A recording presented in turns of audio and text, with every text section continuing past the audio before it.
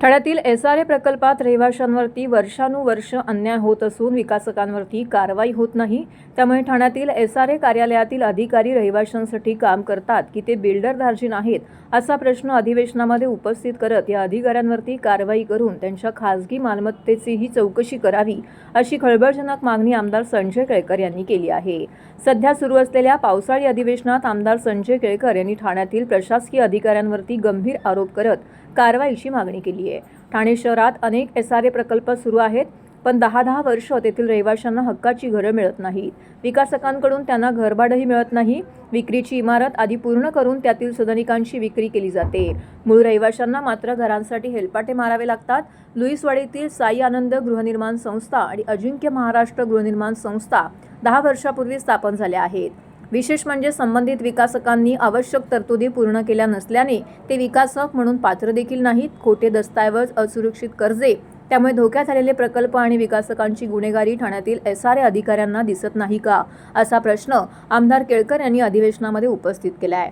Promoter आणि सल्लागारही विकासकांचे भागीदार असल्याने रहिवाशांना न्याय मिळणार कसा?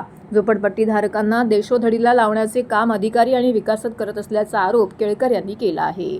पण SRAच्या संबंधी SRA आणि निरनिराळ्या पुनर्वसनाच्या संबंधी देखील आपण बोललो अध्यक्ष महोदय। एक तर SRAच्या जे कार्यालय आहे ठाण्याचं, ही जी टोळी बसलेली आहे ही त्या ठिकाणी गरिबांच्या करता काम करणारी आहे का बिल्डर करता काम करणारी आहे, हा खरा प्रश्न आहे अध्यक्ष महोदय। बिल्डर धार्जिणे आहे, बिल्डरला जे काही योग्य करायचं असेल ते त्यांना करण्याकरता मदत करणारी आहे की खऱ्या अर्थाने झोपडपट्टी वासियांना मदत करणारी आहे, हा मोठा प्रश्न आहे। या संबंध SRA ऑफिसची, SRA कार्यालयामध्ये बसणाऱ्या अधिकाऱ्यांची चौकशी झाली पाहिजे अध्यक्ष महोदय।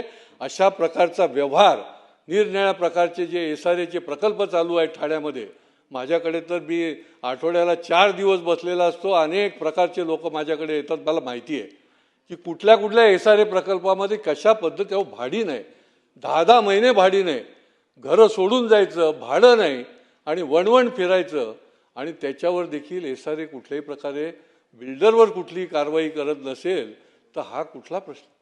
हा प्रशासनाचा दोष आहे अध्यक्ष महोदय।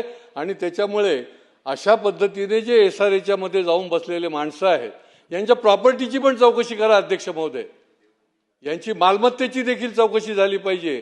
कारण की हे SRAचे अधिकारी झोपडपट्टी धारका करतायत का बिल्डर आहेत स्वतःच, त्यांचे लागेबांधे आहेत की काय, अशा पद्धतीने अध्यक्ष महोदय मी आजचं उदाहरण देतो आपल्याला।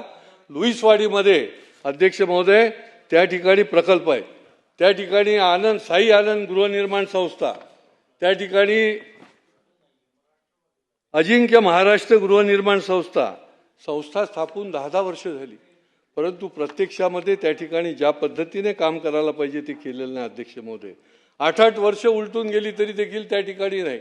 आणि याच्यामध्ये तर अजब आहे, म्हणजे जे विकासक आहेत, या विकासकांच्या करता ज्या ज्या तरतुदी लागू होतात की ते विकासक म्हणून ॲक्सेप्ट करण्याकरता त्या तरतुदी देखील पूर्ण केलेल्या अध्यक्ष महोदय। याच्यामध्ये माझ्याकडे कागद आहेत, मी परत देईन आपल्याकडे, की त्यांना त्या ठिकाणी जे विकासक त्या ठिकाणी बसतच नाहीत, म्हणजे त्यांच्याकडे आर्थिक तरतूद नाही, अनसिक्युअर्ड लोन घेतलेलं आहे, त्या ठिकाणी खोटा दस्तऐवज दिलेला आहे, त्या ठिकाणी त्यांनी कंपनी ज्या वर्षाला दाखवलेली आहे तर 3 वर्षाची बॅलन्स शीट त्याच्या आधीच्या पण वर्षाची दाखवलेली आहे, SRAला दिसत नाही। SRAचे जे अधिकारी आहेत त्यांना कळत नाही। हा विकासक जो आहे तो त्यांनी रद्द केला गेला पाहिजे अशा पद्धतीची। प्रमोटर जो आहे तो प्रमोटरच्या कुटुंबामधला त्या ठिकाणी विकासकाचा पार्टनर आहे, जो त्या ठिकाणी सल्लागार आहे त्या सल्लागाराच्या कुटुंबातला त्या ठिकाणी विकासकाचा पार्टनर आहे। म्हणजे झोपडपट्टी धारक पण तेच आणि या ठिकाणी विकासक पण तेच आणि SRA पण यांच्या मुठीमध्ये। अशा पद्धतीने जर आपण करत असाल तर तुम्ही झोपडपट्टी वासियांना देशोधडीला लावण्याचं काम आपण करताय, संगनमताने हा काम करताय अध्यक्ष महोदय। आणि त्याच्यामुळे SRAचे असोत अनेक प्रकल्प जे आहेत ते रखडले, त्याची पण श्वेतपत्रिका काढायला पाहिजे अध्यक्ष महोदय, तेव्हा आपल्याला कळेल की SRAचे अधिकारी या ठाण्यामधले काय करतायत। अध्यक्ष महोदय, जे CEO आहेत ते तर पार्ट टाइम आहेत, ते महापालिकेमध्ये पण आहेत, अतिरिक्त आयुक्त तिकडे पण आहेत, हे कुठला प्रकार आहे? एकीकडे सर्व ठिकाणी SRAचे प्रकल्प चालू आहेत जे गरिबाचे आहेत आणि त्या ठिकाणी अशा पद्धतीने करत असेल तर हे याच्यावर तातडीने कारवाई करायला पाहिजे. शासनाने याच्यामध्ये अजिबात कोणाला सोडता कामा नये अशी परिस्थिती